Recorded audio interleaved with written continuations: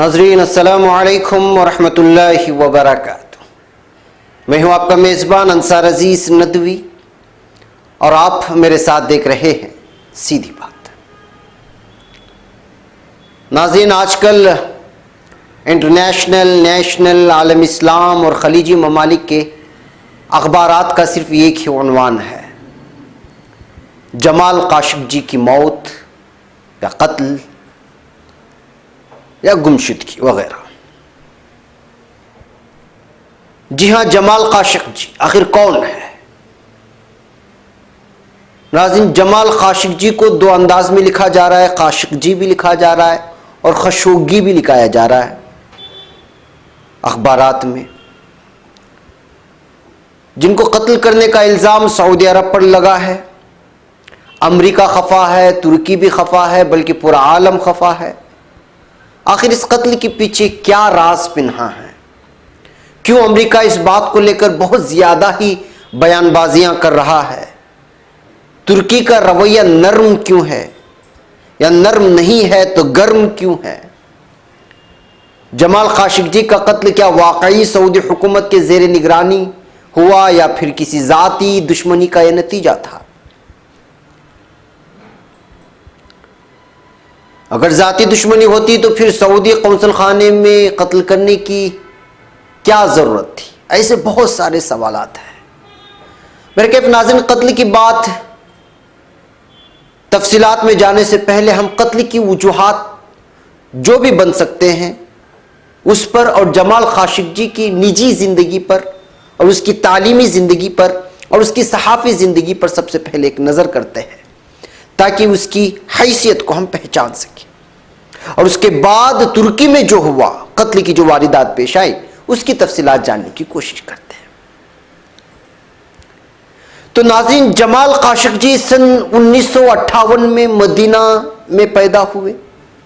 مکتب، پرائمری اور دیگر تعلیم جو اعلیٰ ہائر تعلیم ہو سکتی ہے وہ سعودی عرب اور مدینہ کے مختلف تعلیمی اداروں میں مکمل کرنے کے بعد انہوں نے امریکہ کی انڈیانا یونیورسٹی سے بزنس ایڈمنسٹریشن کی تعلیم حاصل کی تھی۔ وہاں سے وہ سعودی عرب لوٹ آئے تعلیم مکمل ہونے کے بعد، اور ایک صحافی کے طور پر سن 1980 کی دہائی میں اپنے کیریئر کا آغاز کیا صحافت کی دنیا میں۔ انہوں نے ایک مقامی اخبارات میں سوویت روس کے افغانستان پر حملے کی رپورٹنگ سے اپنی صحافت شروع کی تھی۔ اس دوران انہوں نے القاعدہ کے رہنما اسامہ بن لادن پر قریب سے نظر رکھی اور سن 1980 اور 90 کی دہائیوں میں کئی بار ان سے انٹرویو کیا۔ اس کے بعد انہوں نے اپنی رپورٹنگ میں آگے بڑھتے گئے اور بالخصوص عالمی اسلام میں پیش آنے والے جنگوں اور خانہ جنگیوں کے سلسلے میں پوری طرح منصفانہ رپورٹنگ شروع کی۔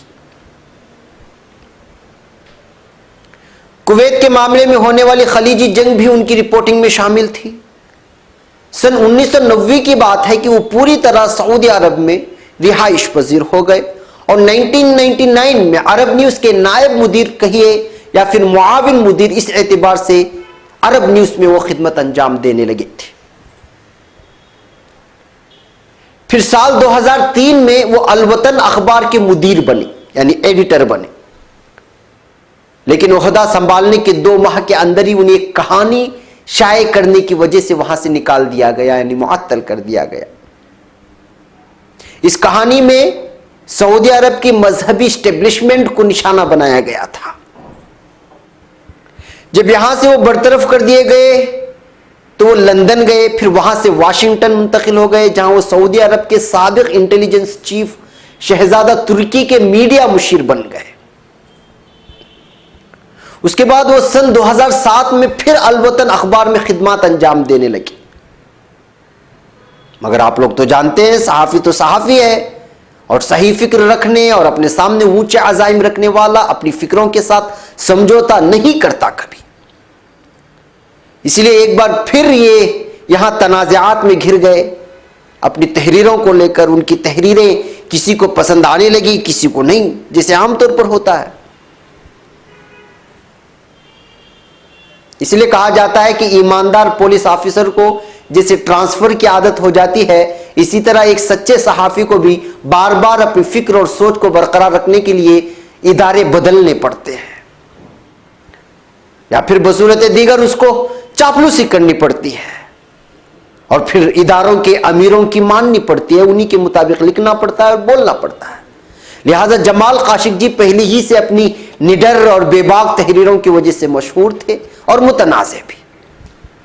تو یہاں الوطن اخبار میں ایک بار پھر کچھ تحریروں کو لے کر بحث ہوئی اور وہ ادارہ انہوں نے چھوڑ کر کے اس کو خیر آباد کہہ دیا۔ پھر سن 2011 کی بات ہے جب عرب اسپرنگ تحریک سر چڑھ کر بول رہی تھی، انقلاب جو عرب ممالک میں آ رہا تھا، ایسے ماحول میں جمال نے پوری طرح سے اسلام پسندوں کی حمایت میں آ گئے۔ اس کے بعد سن 2012 میں انہیں سعودی عرب کی پشت پناہی میں چلنے والا کہیں یا یوں کہیں کہ خود سرکاری چینل ہے العرب نیوز چینل، اس کے سربراہ بنا دیے گئے۔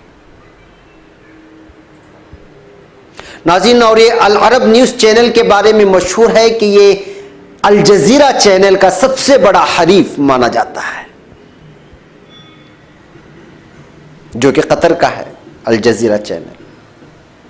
بہرکیف اس دوران چونکہ وہ سعودی امور پر چاہے وہ اندرونی ہو یا بیرونی اس پر ماہرانہ رائے رکھتے تھے، اور عرب اسپرنگ کو ابھرتے ہوئے اور کئی سارے علاقوں میں جنگی حالات کو آنکھوں سے دیکھا تھا، رپورٹنگ کی تھی، تو مختلف اخبارات میں وہ اپنی خدمت پیش کرتے تھے اور چینلز میں بھی، بالخصوص عرب چینلز میں، کبھی اینکرنگ کے ذریعے، کبھی دیگر شعبوں میں خصوصی نمائندگی کے ذریعے، کبھی ڈیبیٹ کے ذریعے، کبھی بحث و مباحثے کے ذریعے۔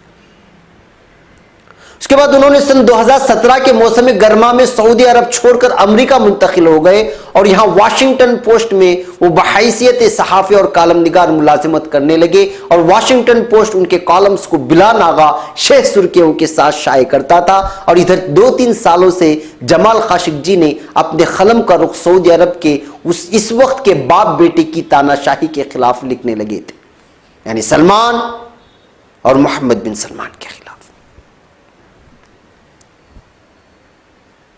سب سے پہلے جب ان کا کالم واشنگٹن پوسٹ میں شائع ہوا تو ایک جگہ انہوں نے لکھا تھا کہ کئی دوسرے لوگوں کے ساتھ انہوں نے خود ساختہ جلاوطنی اختیار کی ہے کیونکہ انہیں گرفتار کیے جانے کا خوف ہے، کیونکہ 3 سال پہلے سعودی عرب میں گرفتاری ہو رہی تھی دانشوران کی اور قلمکاروں کی، تو وہ خود ساختہ جلاوطن ہو گئے تھے۔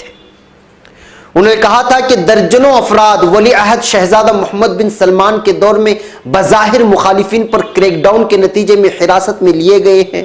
شہزادہ محمد بن سلمان ملک میں اقتصادی اور سماجی اصلاح کے حوصلہ مندانہ پروگرام کی سربراہی کر رہے ہیں۔ انہوں نے سعودی حکومت پر یہ بھی الزام لگایا تھا کہ انہوں نے عرب اخبار الحیات میں ان کا کالم بند کروا دیا، اور انہیں اپنے 18 لاکھ ٹویٹر فالورز کے لیے ٹویٹ کرنے سے اس وقت روک دیا گیا جب انہوں نے سن 2016 کے اواخر میں اپنے ملک کو منتخب امریکہ صدر ڈونلڈ ٹرمپ کو والہانہ طور پر گلے لگانے کے جذبے کے خلاف خبردار کیا تھا۔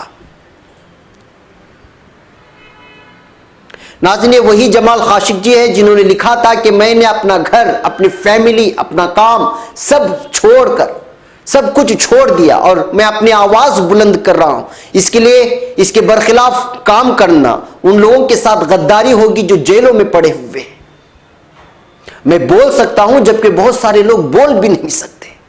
میں آپ کو بتانا چاہتا ہوں کہ سعودی عرب ہمیشہ ایسا نہیں تھا، ہم سعودی اس سے بہتر کے حقدار ہیں۔ ناظرین، جمال خاشق جی کے کالمز کے کچھ ٹکڑے تھے جو میں نے آپ کے سامنے پیش کیے۔ ناظرین، یہاں پر ایک بریک کی چھوٹے سے بریک کی اجازت ہے، بریک کے اس بار کچھ اور آتا ہے۔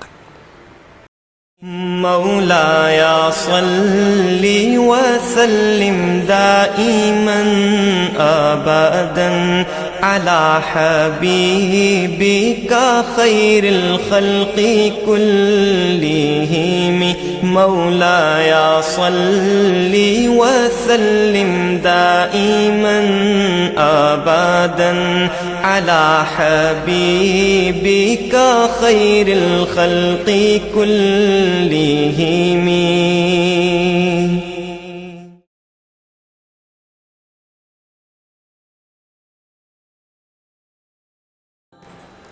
ناظرین، استقبال ہے سیدھی بات کے انوکھے محفل میں۔ ناظرین، جمال خاشق جی لگاتار سعودی حکومت کے خلاف لکھتے جا رہے تھے, بولتے جا رہے تھے, یہاں تک کہ سعودی حکومت پر کریک ڈاؤن میں اصل انتہا پسندوں کو نظر انداز کرنے کا الزام لگایا, اور ولی عہد محمد بن سلمان کا روسی صدر ولادیمیر پوتن سے موازنہ کیا. یمن میں سعودی عرب کی جانب سے مسلط کردہ جنگ کے خلاف بھی وہ لگاتار لکھ رہے تھے, اور یہاں جو انسانی بحران اور جو معصوموں کی اموات ہو رہی ہے اس کو بھی وہ اجاگر کیا تھا. اور اسی کے چلتے یہ لگاتار سعودی عرب کی آنکھوں کے لیے کانٹا بن کر کے کھٹک رہے تھے. پھر اچانک اس بیچ اس ماہ کے 2 تاریخ یعنی 2 اکتوبر کو ان کی گمشدگی کی خبر آئی. دراصل جمال نے اپنی پہلی بیوی جو سعودی کی تھی اس کے طلاق کے دستاویزات لینے کے لیے ترکی کے استنبول میں سعودی قونصل خانے گئے تاکہ وہ ایک ترکی خاتون سے شادی کر سکے جن سے ان کی منگنی ہو گئی تھی.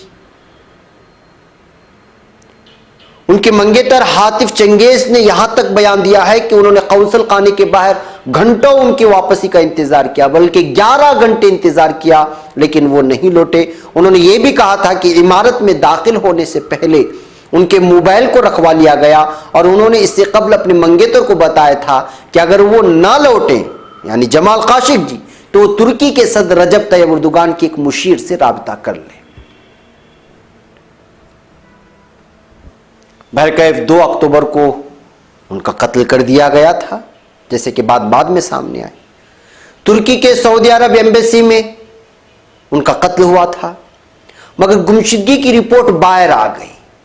جمال خاشق جی چونکہ واشنگٹن پوسٹ امریکہ جیسے بڑے امریکی اخبار کے ایک تو صحافی تھے, دوسرے نڈر بے باکی کے ساتھ سعودی عرب سے لوہا لے لیا تھا, اور پھر اپنی گرفتاری کا خوف بھی جتا چکے تھے, تو لازمی تھا کہ اچانک گمشدگی کے بعد میڈیا کے حلقوں میں ہلچل مچ جاتی ہے, اور ایسا ہی ہوا. مغربی میڈیا نے اس مسئلے کو جلی سرخیوں میں شائع کرنے لگا, اور اندیشے اور امکانی خبروں کی بھرمار ہو گئی, اور اس طرح ایشین, مغربی اور دیگر عالم اسلام اور خلیجی ممالک کی خبروں میں جمال خاشق جی کی پراسرار گمشدگی نے جگہ بنانے شروع کر دی. ترکی پولیس محرک ہو گئی, مگر سعودی ایمبیسی کی چھانبین اور تحقیقات کے لیے رکاوٹیں پیدا ہونے لگی. تو اس درمیان ترک صدر رجب طیب اردوغان کا بیان آیا کہ قونصل خانے کو یہ ثبوت دینے ہوں گے کہ خاشق جی جب قونصل خانے میں داخل ہوئے تھے تو وہ زندہ واپس قونصل خانے سے باہر آئے ہیں, یہ ثبوت دینا ہوگا.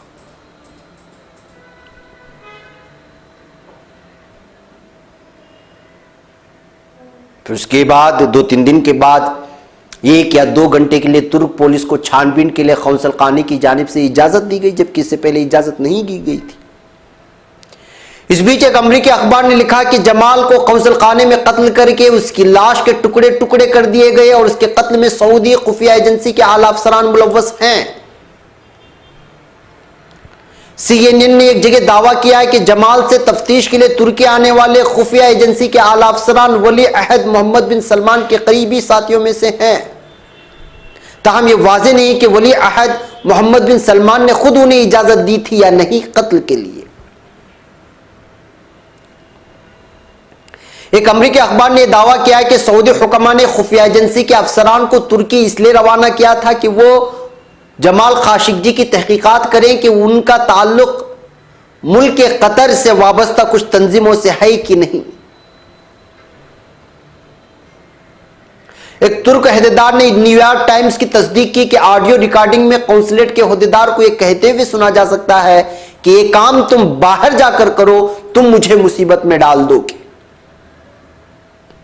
اسی آڈیو میں ایک ایجنٹ کا یہ جملہ بھی سنا جا سکتا ہے کہ اگر تم واپس سعودی عرب جا کر رہنا چاہتے ہو تو اپنا منہ بند رکھو.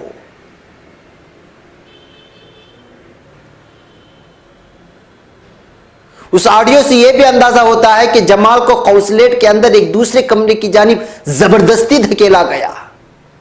اس دوران اس نے مزاحمت کی جس پر اسے کسی نامعلوم چیز کا انجیکشن لگایا گیا. ناظرین، خبروں میں بتایا گیا ہے کہ ریاض سے استنبول آنے والے سعودی ایجنٹوں کی ٹیم کے ساتھ ایک ڈاکٹر بھی تھا جس نے جمال کا سر کاٹ کر الگ کیا، اس کے جسم کے ٹکڑے ٹکڑے کیے اور پھر سعودی ٹیم کو یہ ہدایت دی کہ وہ اپنا تناؤ کم کرنے کے لیے میوزک سنے، اور ڈاکٹر نے خود ہیڈ فون کانوں میں لگایا ہوا تھا۔ ایک صحافی نے اپنی رپورٹ میں یہاں تک بتایا ہے کہ ڈاکٹر نے جب جمال کا جسم کاٹنا شروع کیا تو اس وقت وہ زندہ تھا۔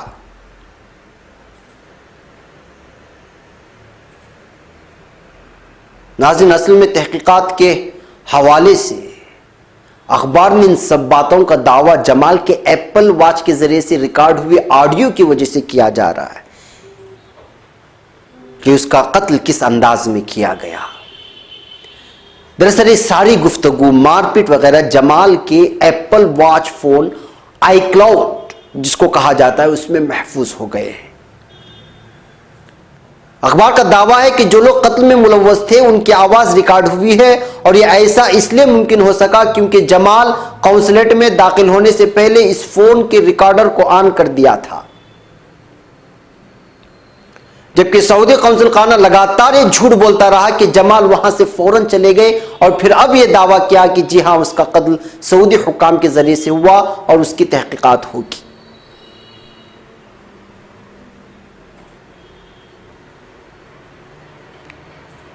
ناظرین، امریکی اخبار نیو یارک ٹائمز نے ترک میڈیا کے حوالے سے کہا ہے کہ جب جمال کی تفتیش ہو رہی تھی تو اس دوران انہوں نے خاشقجی کی انگلیاں بھی کاٹ دی تھی، اور 15 سعودی ایجنٹس ان کا پہلے ہی سے قونصل خانے میں انتظار کر رہے تھے۔ کچھ ہی منٹوں میں انہوں نے اس کا قتل کر دیا اور سر کو کاٹا، جسم کے ٹکڑے کیے، اور اپنا کام مکمل کر کے صرف 2 گھنٹوں کے اندر قونصلیٹ کی عمارت سے وہ واپس چلے گئے تھے۔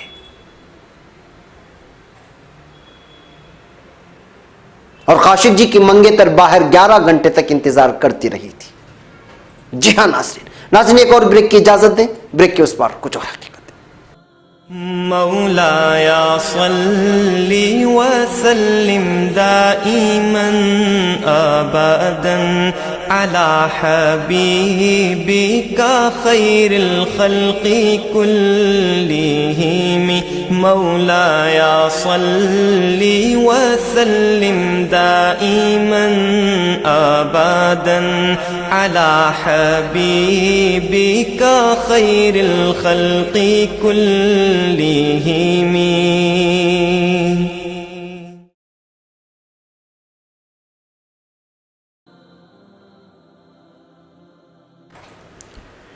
ناظرین، فی الحال خاشقجی کی لاش کہاں ہے؟ زمین نگل گئی یا آسماں کھا گیا اس کا پتہ نہیں، کیونکہ 15 دن تک لگاتار منع کرنے کے بعد بالآخر یہ تسلیم کر لیا گیا کہ سعودی قونصل خانے میں خاشقجی کا قتل ہوا، مگر یہ قتل وہاں موجود کچھ دیگر احباب کی وجہ سے ہوا جن کے ساتھ خاشقجی بھیڑ گئے تھے، یعنی آپسی جھگڑے کی وجہ سے۔ لیکن تبصرہ نگار اور تنقید نگار اور سیاست پر گہری نظر رکھنے والوں کا کہنا ہے کہ دراصل یہ شہزادہ محمد بن سلمان کو بچانے کے لیے گڑھی گئی اپنی خود ساختہ کہانی ہے، کیونکہ کسی بھی قونصل خانے میں بہت ہی زیادہ سخت سیکورٹی سسٹم ہوتا ہے، ایک نظام ہوتا ہے، اور اسی دن سعودی سے 15 افسران پر مشتمل ایک تحقیقی ٹیم کا پہنچنا اور اسی دن ان کا قتل ہونا محسوس ہوتا ہے کہ باقاعدہ منصوبہ بند طریقے سے قتل کا منصوبہ بنایا گیا تھا، مگر کہیں پر چوک ہو گئی جس کی وجہ سے اس وقت سعودی حکومت پوری کی پوری گھیرے میں آ گئی ہے۔ ٹرمپ کی جانب سے خاشقجی کی موت پر سعودی حکومت کو دھمکی دینا اور دیگر چیزوں میں کہاں تک سچائی ہے اس کا مجھے علم نہیں، مگر ظاہر سی بات ہے کہ پورا عالم اس وقت سعودی عرب کی اس گھناؤنے عمل کو تنقید کا نشانہ بنایا گیا ہے۔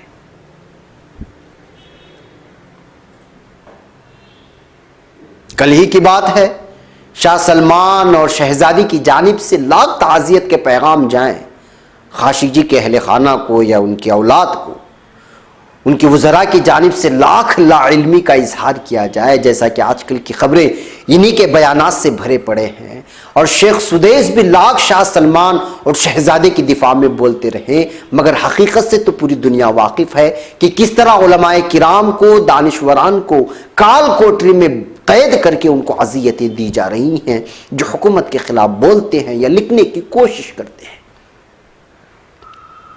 ایسے میں جبکہ جمال خاشقجی اپنی گرفتاری کے امکانات ظاہر کر چکے ہیں اور سعودی حکومت کی پالیسی کے خلاف بار بار بول چکے ہیں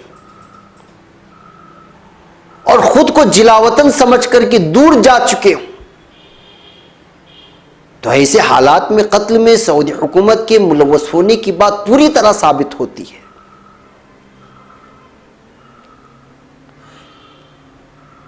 ایک طرف یہ تو اب یہ بھی کہا جا رہا ہے کہ سعودی عربیہ کو بدنام کرنے کے لیے اسرائیل، امریکہ اور ایران کی یہ سازش ہے، مگر یہ بات کہیں سے ہضم نہیں ہوتی یا سمجھ میں نہیں آتی، کیونکہ خاشقجی کا قتل سعودی عرب کے قونصل خانے میں ہوا ہے۔ اگر یہ لوگ مل کر قتل کا منصوبہ بناتے ہیں تو پھر کیا پورے قونصل خانے کے افسران کو، اور پھر جو افسران سعودی عرب سے آئے تھے جن کو خفیہ ایجنسی کے افسران کہا گیا ہے، وہ سب کے سب اسرائیل اور امریکہ کے ہاتھوں بک گئے تھے؟ یہ بات بھی سمجھ میں نہیں آتی۔ سعودی عرب کے پالیسی کے خلاف لکھنے والے ایک صحافی سے ایران کو کیوں بیر ہو سکتا ہے؟ وہ تو ان کا دوست ہوگا۔ تو مطلب یہ نکلا کہ جو شبہات ظاہر کیے گئے ہیں اس میں کوئی جان نہیں۔ اب باری آتی ہے ترکی کی، تو اب اس کی تحقیقات کی شفافیت میں ترکی کا اہم رول ہونا چاہیے، اور امید کی جاتی ہے کہ ترکی اس کے مسئلے کی سنجیدگی کو دیکھتے ہوئے پوری طرح تمام ممالک سے اپنے تعلقات کو برقرار رکھتے ہوئے اس کی حقیقت دنیا کے سامنے ہمیشہ کی طرح سامنے لائے گا۔ چونکہ معاملہ ترکی میں پیش آیا تو ترکی پر ہی ذمہ داری عائد ہوتی ہے کہ وہ قتل کی ایک ایک چیز کی باریک بینی سے جائزہ لیتے ہوئے اصل قاتل یا قتل کا جس نے حکم دیا اس کو دنیا کے سامنے لائے۔ مگر چونکہ سعودی عرب کے قونصل خانے سے بھی وابستہ جرم ہے، تو ایسے میں سعودی عرب کی پولیس بھی ضرور مداخلت کرے گی۔ ایسے میں کیا معاملے کی چھان بین شفافیت کے ساتھ ہوگی؟ یہ بھی ایک اہم ترین سوال ہے۔ اسی لیے ترکی کے صدارتی دفتر کے ترجمان ابراہیم قالن نے آج ہی یہ بیان جاری کیا ہے کہ سعودی صحافی جمال خاشقجی کے قتل کا معاملہ ترکی اور سعودی عرب کا باہمی معاملہ نہیں ہے۔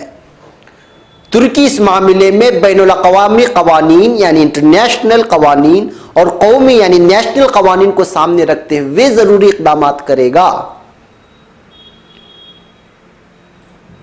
یعنی مسئلہ یہ ہے کہ اس مذموم قتل کے واقعے کو منظر عام پر لایا جائے اور پوری طرح لایا جائے تو ان قوانین کو سامنے رکھنا لازمی ہوگا۔ بہرکیف ناظرین، فی الحال سعودی عرب نے تو ڈپٹی انٹیلیجنس چیف احمد العسیری اور شاہی عدالت کے میڈیا مشیر سعود القحطانی کو برطرف کر دیا گیا ہے اس معاملے میں، جو کہ سعودی ولی عہد محمد بن سلمان کے بہت ہی قریبی ساتھی کہے جاتے ہیں۔ سعودی اٹارنی جنرل شیخ سعود المجیب کے اس دعوے کو بھی عالمی میڈیا نے مضحکہ خیز کہا ہے، جنہوں نے کہا کہ قونصل خانے کے اندر بحث کے بعد ہونے والے جھگڑے میں جمال کی موت ہوئی تھی۔ فی الحال 18 افراد کو گرفتار کر لیے جانے کی بات کہی ہے جو اس معاملے میں ملوث تھے۔ جو بھی ہو ناظرین، خاموشی کے ساتھ بڑے بڑے دانشوران کی بولتی بند کرنے کے لیے راتوں رات سینکڑوں علماء کرام اور دانشوران کو راتوں رات کال کھوٹری میں بند کرنے والے شہزادہ سلمان یہاں جمال خاشقجی کے معاملے میں پوری طرح پھنس گیا ہے، اور من جملہ طور پر دیکھا جائے تو اس وقت جزیرۃ العرب پوری طرح مسلمانوں کے ہاتھوں سے نکلتی دکھائی دے رہا، کیونکہ اس طرح کی واردات اور جرائم کی دنیا سے وابستہ حکمرانوں کو دیکھ کر اور پھر اسرائیل اور امریکہ کے سامنے گھٹنے ٹیکتے دیکھ کر محسوس ہوتا ہے کہ جزیرۃ العرب ایک اور انقلاب کی دعوت دے رہا ہے۔ جی ہاں ناظرین، یہی حقیقت ہے۔ مولاي صل وسلم دائما أبدا على حبيبك خير الخلق كلهم مولاي صل وسلم دائما أبدا على حبيبك خير الخلق كلهم.